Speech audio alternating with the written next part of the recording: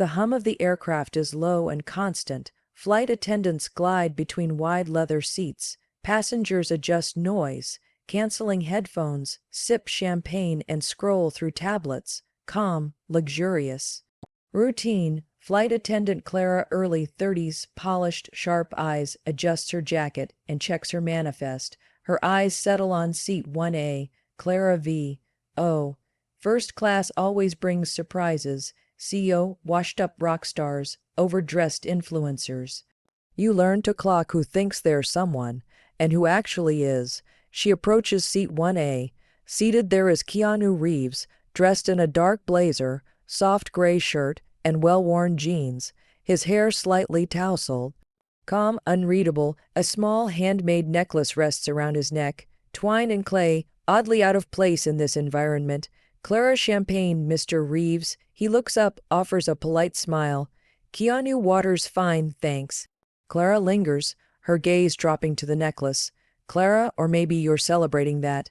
Lovely necklace instead, a beat. Nearby passengers glance up. Keanu holds her gaze, gentle, steady, not offended. Just quiet, Keanu water's fine. She forces a smile and moves on, smug in her remark, until a woman in 1B turns, recognizing him. Woman in 1B, wait. You're Keanu Reeves. The atmosphere shifts, small, subtle. The kind of shift you only notice when you've said something you're about to regret. Clara V. Oh, I thought I was being clever. Turned out I was the only one in the cabin who didn't know the story behind that necklace, or the man wearing it. Keanu turns back to his book, unbothered. The necklace rests quietly on his chest, unmoved by the noise of judgment around it. The cabin of the first-class section was calm, bathed in warm lighting and the subtle scent of citrus polish. The soft clink of glasses and low hum of engines created a comforting background as passengers settled into plush leather seats. A flight attendant named Clara moved gracefully down the aisle, her navy uniform crisp, her smile automatic. She had served countless celebrities over the years and prided herself on treating them all with a detached professionalism. Today, she scanned her manifest and paused at seat 1A. Seated there, quiet and unassuming, was Keanu Reeves. He wore a black blazer, a plain gray shirt, and around his neck hung a necklace. Unusual and clearly handmade, it didn't shimmer like gold or sparkle with jewels. It was a piece of twine, it seemed, with a small, slightly uneven clay charm hanging from it, painted with fading colors.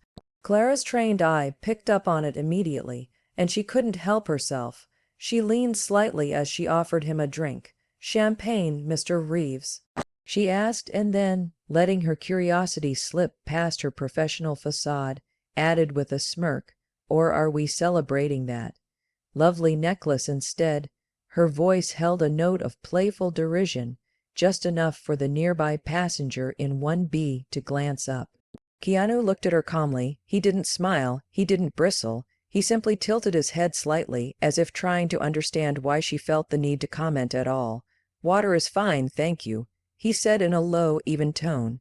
Clara blinked, a little caught off guard by his quiet demeanor. She lingered a moment, waiting for a reaction, some recognition of her joke. But Keanu had already turned back to the book in his lap, gently tracing the corner of a page with his thumb. She walked away, annoyed. Her attempt at light teasing hadn't landed. Something about that necklace nagged at her. She couldn't stop thinking about it. It didn't belong in first class, that was for sure. Not on someone like Keanu Reeves, N.A., lister who'd been in blockbusters and red carpets for decades. Why wear something like that when he could afford Cartier or Tiffany's? Back at the galley, she mentioned it to another crew member. "You see what he's wearing, that thing around his neck. Looks like something a child made in summer camp. You'd think he'd have a little more class." The other attendant gave her a look, unsure how to respond, and busied herself with organizing the dessert cart. As Clara returned to the cabin, she noticed the mood around seat 1A had subtly shifted. The passenger in 1B, a middle-aged woman with reading glasses and a tablet, was now smiling warmly at Keanu and chatting softly. She seemed to recognize him, and Clara could hear faint snippets of conversation. Something about a hospital visit, and my nephew still talks about it. Clara watched, suddenly unsure of herself. The necklace, once so laughable to her, was now being ignored entirely, as if its significance outweighed its appearance. Keanu nodded along, quietly engaged, his body language open but not performative. He glanced at the charm once briefly, and Clara caught a flicker of emotion in his eyes, something far from embarrassment. She delivered his water with a perfunctory smile, avoiding eye contact. As she turned to leave, a soft voice called out from across the aisle. A young boy, perhaps 10, traveling with his father, leaned over the armrest, eyes wide. "Are you Keanu Reeves?" he asked shyly. Keanu smiled gently and nodded. The boy beamed. "My mom says you're a real-life superhero. She says you gave away your movie money and ride the subway and don't act like you're better than anyone." There was a brief silence, and Keanu chuckled softly. "Well, your mom sounds very kind," he said. The boy's eyes dropped to the necklace. "That's cool," he said. "Did you make it?" Keanu's fingers rose and touched the charm lightly. He didn't answer immediately. The plane hit a small patch of turbulence, jostling glasses and trays slightly. When it passed, he looked at the boy and said, "A friend made it for me a long time ago. I wear it to remember them." Keanu didn't flinch. Not when Clara, the flight attendant, made her offhand comment about his necklace, nor when she returned with the water and carefully avoided his gaze. He remained composed, quiet, and steady. It was the same stillness he had become known for in public, a kind of self-contained calm that made others uneasy if they didn't understand it. He wasn't performing humility or kindness, he just was. As the flight continued, Keanu remained in his seat, flipping slowly through the pages of his book. It was an old copy, paperback, the spine faded and creased. He wore reading glasses, the kind you wouldn't expect a movie star to be seen in, slightly scratched at the edges. The necklace, wine and clay aged and worn, rested plainly on his chest, visible against the fabric of his gray shirt. It was clearly important to him, but he didn't fidget with it. He didn't defend it. He didn't tuck it away after the comment, as many might have. He simply let it be, as if it was a part of him. Clara moved past him several times, offering service to the other passengers. Each time she passed, she couldn't help but glance at him, almost expecting a delayed reaction, maybe a complaint or at least a frosty tone. But Keanu's energy didn't shift. He thanked her softly for the water. He declined the meal with a smile. He leaned his seat back only slightly, his movements economical, respectful of the space and those around him. To Clara, it was confusing. She was used to people in first class carrying an air of superiority. She had witnessed tantrums over champagne brands and angry demands over seat arrangements. Some celebrities basked in being recognized, playing coy at first before offering a smirk and a story. Keanu did none of that. He didn't react to the murmurs of recognition around him. He didn't flash a smile for attention. He didn't even correct the boy who had misremembered a detail about him. He just listened. Clara began to feel her initial smugness fade, replaced by a creeping discomfort. His silence wasn't cold. It wasn't indifference. It was something more complicated, more deliberate. She realized that her comment hadn't gone unnoticed. It had just been acknowledged in a way she hadn't expected. With dignity, with grace, and with a level of patience she wasn't sure she could have matched. As the other passengers began to warm to Keanu, asking quiet questions or offering small compliments, Clara noticed something else. He responded to each person the same way. He gave them his full attention, never rushing or dismissing, never elevating himself. He didn't dominate conversations or steer them back to himself. In fact, he asked others questions, genuine ones, about their families, where they were headed, what they did for work. It was small talk, sure, but it was real. He wasn't just making conversation, he was connecting. Clara brought him another bottle of water during the second drink service. This time she hesitated. She didn't want to make eye contact. She wanted to apologize, but the words caught in her throat. He took the bottle, thanked her again, and returned to his book. Still no defensiveness, still no sarcasm, still no retaliation. She wasn't sure why it made her feel so small.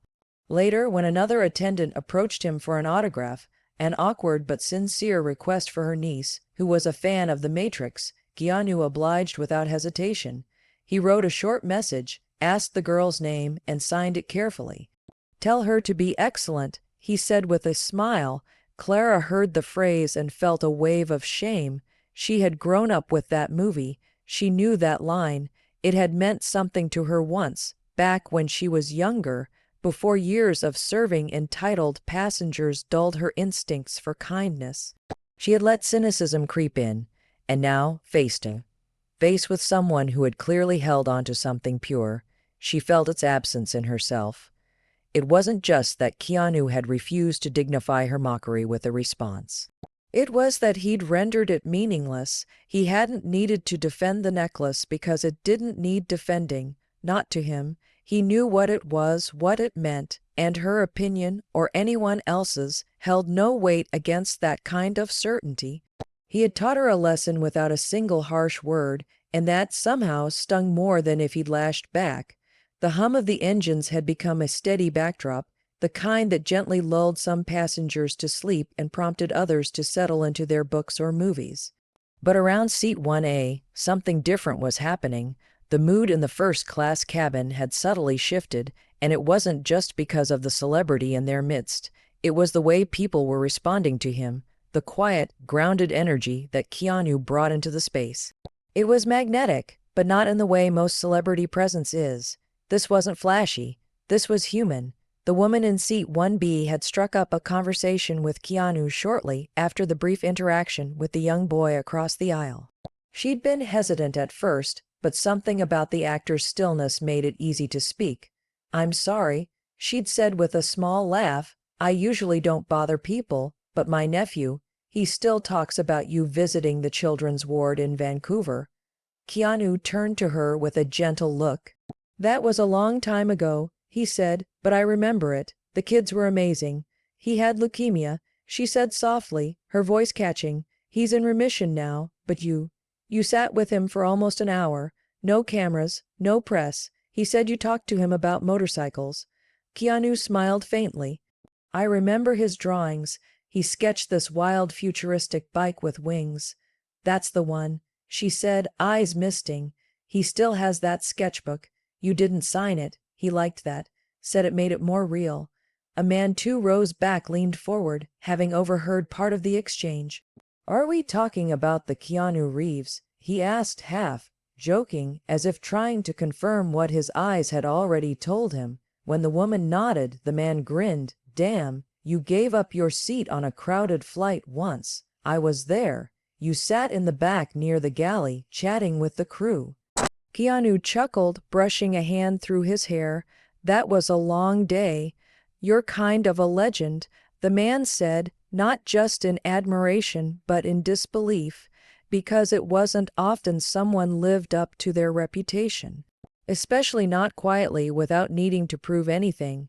Other passengers began to turn slightly in their seats. Curiosity sparked. Some recognized him only now. Whispers passed between seatmates, words like humble and gentle and different, floating just above the noise. No one crowded him. No one demanded selfies or autographs. They just wanted to share their stories. A younger woman near the window leaned over to speak, her voice soft. "You sent a care package to my friend when her sister died. She worked as a costume assistant on one of your films. You didn't have to, but you did." Keanu didn't say much in response. He just nodded, eyes sincere. "I'm sorry for her loss." Clara, moving up the aisle with a fresh tray of drinks, watched all of this unfold. It wasn't loud, it wasn't dramatic. It was just one person after another sharing these small, deeply personal moments that Keanu had been part of. None of them were about fame. None of them mentioned blockbusters or box office numbers. No one talked about awards or red carpets. They talked about quiet kindness. Clara felt a weight settle in her chest as she moved past. She felt peripheral now, and not just physically. Her earlier sarcasm about the necklace now felt grotesquely out of place. The thing she had mocked was becoming something sacred in her mind, part of a larger pattern she hadn't been able to see before. A new story surfaced from a man seated across the aisle. "You stayed with a stranded bus of passengers in L.A." He said. "When the engine broke down, you could have just called a car, but you stayed. You helped us hand out water bottles. That was real." Keanu smiled again, modest, deflecting praise. "We were all stuck together, no reason to leave anyone behind." And the cabin went quiet again, not with awkwardness, but with reverence. It became clear that Keanu Reeves wasn't just being admired. He was being remembered, not for who he played on screen, but for the lives he'd quietly touched along the way. And with each new story shared, Clara could feel the sharp contrast between her first impression and the reality she now had to face. As the atmosphere around Keanu continued to evolve from curiosity to admiration, the attention on his modest necklace quietly grew. What had initially drawn mocking commentary from Clara now seemed to command a different kind of interest, one laced with quiet reverence and intrigue. It wasn't flashy or fashionable, yet everyone had stopped seeing it as strange. They had begun to understand that it meant something. Still, no one asked about it directly, until a small voice, clear and unfiltered, finally did. The boy from earlier, no older than 10, seated across the aisle with his father, had been watching Keanu with intense focus. Kids had a different kind of radar for truth. They weren't impressed by wealth or reputation. They picked up on sincerity, and Keanu, with his calm demeanor and quiet kindness, had earned the boy's full attention. He leaned forward again, this time bolder, his curiosity bubbling to the surface. "Can I ask you something?" the boy said, his head poking between the seats. Keanu looked up from his book with a soft smile. "Sure." The boy pointed at the necklace. "Is that from someone special?" Keanu's fingers instinctively moved to touch the charm, his expression shifting subtly. Something flickered across his face, gentleness tinted with a shade of sorrow. He paused, just long enough for the weight of the moment to be felt. Then he nodded. "Yeah," he said softly. "It was made by a friend, a long time ago." The boy tilted his head, eyes wide. "Are they not here anymore?" Keanu didn't answer right away. He looked down at the charm, turning it slightly between his fingers. "No," he said at last, "they passed away." Clara, who had been standing at the front of the cabin organizing the meal service, heard the exchange. She froze, tray halfway loaded, suddenly still. Something about the quiet way he said it, the simplicity of his words, it cut through the hum of the cabin. There was no drama in it, no forced sentimentality. Just a pure, honest answer. The boy didn't pull away. "Did they make it just for you?" Keanu nodded. "Yeah, they did. It was kind of a joke, actually. We were working on something together, and they said I needed protection. So they made me this charm." The boy leaned back in his seat, satisfied. "It worked, I think." That made Keanu smile. A real one, wide and warm. Maybe it did. The boy's father, watching quietly, reached over and tousled his son's hair. "Thanks for sharing that," he said to Keanu, his voice soft but steady. Keanu gave a small nod, then returned to his seat, eyes resting on the charm for another moment before letting it fall gently back onto his chest. It was such a small object, clay, thread, paint faded from time, but in that moment it became something else entirely, a relic, not because it was old, but because it held something sacred, memory. Clara finally turned away from the aisle, pretending to adjust the tray again. Her chest tightened. She didn't know why exactly. Maybe it was guilt, maybe shame, maybe the strange, painful realization that her earlier sarcasm had been flung at something that carried more emotional weight than she could ever have guessed. It wasn't just a necklace, it was someone's last gift, a piece of love, grief, and remembrance looped around a quiet man's neck. She suddenly remembered something her grandmother used to wear, a brooch that wasn't worth anything in money, but had been her late husband's. Clara had never questioned it, never mocked it. It had meant everything to her grandmother, and yet here she was, a professional flight attendant, experienced and trained, who had mocked a passenger for something that carried the same kind of weight. As the meal service continued and passengers returned to their books and conversations, The charm around Keanu's neck remained visible, unhidden, but no one looked at it the same way. Now it wasn't a curiosity. It was a story, a small clay charm, shaped by hands now gone, resting just above the heart of a man who carried his grief without drama, and his memories without shame. Clara moved through the first-class cabin with her usual practiced grace, but there was a heaviness in her steps now. Every polite smile she gave, every drink she refilled, felt hollow in comparison to the atmosphere that had quietly transformed around her. What had begun as a routine flight, another day, another roster of VIP and corporate travelers, had become something else entirely. She had made a flippant remark, a small thing, a joke even, but now it echoed in her mind like a bell, louder with each passing interaction. Keanu hadn't said a word about it. He hadn't so much as thrown her a disapproving glance. And yet, the silence around his response spoke louder than any scolding ever could. She had tried to mock something she didn't understand, something handmade and worn with love, and now, in the wake of the quiet stories being shared around him, it was clear she had made a mistake. What made it worse was how utterly unbothered he seemed, not in an aloof or dismissive way. He wasn't avoiding her. He continued to meet her eyes when necessary, responding to her service with gratitude. No sarcasm, no coldness, just steady, unshakable presence. Meanwhile, the rest of the cabin seemed to rally around him, not in the loud way people do with celebrities, but in the reverent way people do when they recognize decency in someone who doesn't need to be decent. One by one, passengers shared bits of their lives that intersected with his, moments when he'd done something kind, something generous, something unexpected. Each story seemed to add weight to the room, and with it, Clara's discomfort grew. She began to replay the moment she'd made the comment, the way she'd tilted her head, the smirk on her lips, or are we celebrating that lovely necklace instead? It echoed in her mind like a cringe she couldn't shake.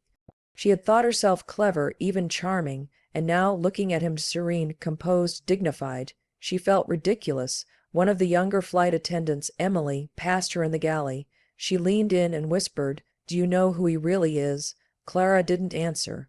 She just nodded. Emily smiled. "I heard he gave away most of his paycheck from the Matrix to the effects and costume teams. Who does that?"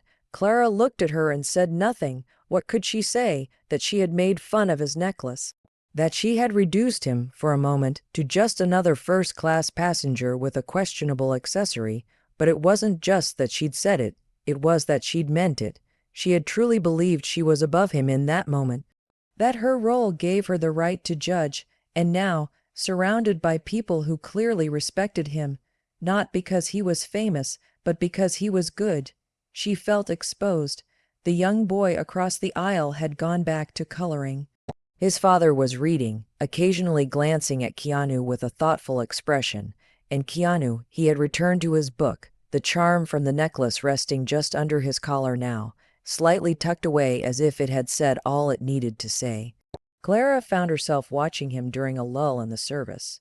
There was a stillness to him, an unforced peace. He wasn't meditating or zoning out. He was just being, completely present, content in silence, content in himself. It was the kind of peace that didn't come from money or status. It came from knowing who you are and not needing anyone else's approval to wear a piece of string and clay around your neck. She had never felt smaller. And yet somehow there was no judgment coming from him, no righteousness, no quiet smugness for being the bigger person, just stillness. It was the kind of humility that didn't need to speak. Clara knew, without anyone telling her, that people would remember this flight. Not because they'd flown with a famous actor, but because they'd been reminded, each in their own way, that quiet strength and authenticity still existed. Keanu hadn't raised his voice, he hadn't corrected her. He had simply shown her what kind of person he was.